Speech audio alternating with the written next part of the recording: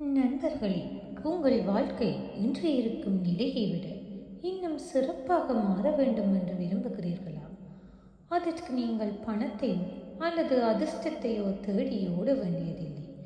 உங்களிடம் ஏற்கனவே இருக்கும் ஒரு பொக்கிஷத்தை கவனித்தாலே போதும். அதுதான் நன்றியுணர்வு. நம்மில் பலருடைய கவலை என்ன தெரியுமா? இல்லாத ஒன்றை நினைத்தே நாம் எப்போதும் ஏங்குகின்றோம்.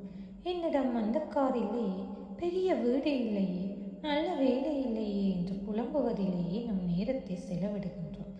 இதனால் நம்மிடம் இருப்பவற்றின் மதிப்பை காண தவறிவிடுகின்றோம். ஒன்றை புரிந்து கொள்ளுங்கள்.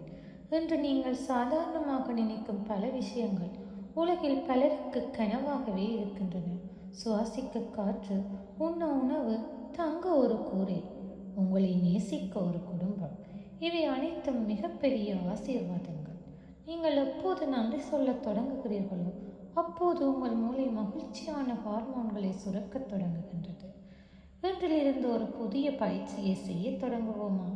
தினமும் இரவில் உறங்கும் முன் அன்று நடக்கும் 3 நல்ல விஷயங்களுக்கு மனதார நன்றி சொல்லுங்கள்.